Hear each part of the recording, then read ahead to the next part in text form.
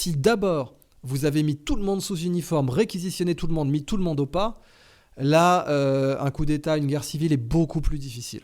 Donc je pense que si des gens voulaient d'aventure réduire la population mondiale, je vous renvoie aux excellentes saillies et sorties du prince Philippe qui disait « Moi j'aimerais bien être réincarné en virus géant parce qu'il y a trop d'humains sur Terre » alors que le type était un des gars sur Terre qui avait la plus grosse empreinte, mais bon, passons.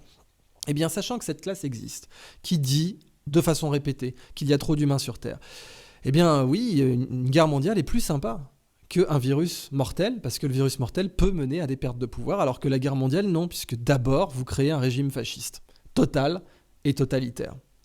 Et entre les deux, vous avez la possibilité que la guerre se déclenche toute seule, et qu'elle rase tout, et que de façon non contrôlée, on arrive à un monde apocalyptique, la célèbre phrase d'Albert Einstein, « Je ne sais pas comment se déroulera la troisième guerre mondiale, mais la quatrième se fera avec des bâtons et des arcs. » Alors voilà, je pensais pas ouvrir un jour une vidéo là-dessus. Soit c'est du bluff pour confisquer vos libertés, soit on va tout droit, la fleur au fusil, comme dans toutes les autres guerres mondiales. Droit au but, vers la guerre la plus abominable de l'histoire humaine. En définitive, rappelez-vous que les crises mondiales sont toujours les meilleures opportunités de gouvernance mondiale, pour ne pas dire bien sûr de dictature mondiale. Parce que ce ne sera pas une démocratie, la gouvernance mondiale, oubliez ça. Sauf si c'était une gouvernance avec la souveraineté entre les deux.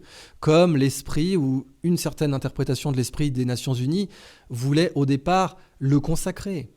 Une gouvernance mondiale à une certaine échelle, parce que oui, nous sommes tous les mêmes passagers d'un vaisseau spatial qui s'appelle la Terre, mais entre les deux, un niveau de souveraineté intermédiaire. Pas un broyage massif de l'individu dans une hyperstructure mondiale qui ne pourra pas devenir autre chose que fascisante, parce que comme le disait le baron Acton, le pouvoir corrompt et le pouvoir absolu corrompt absolument. Or, le pouvoir d'avoir une seule gouvernance mondiale corromprait tellement que jamais les libertés individuelles ne pourraient être respectées, encore moins la souveraineté des peuples, qui est pourtant un principe reconnu par les Nations Unies. Alors, les guerres mondiales ont été les meilleures crises mondiales. Les crises mondiales sont les meilleures opportunités de gouvernance mondiale, typiquement le Covid, mais avant la Deuxième Guerre mondiale.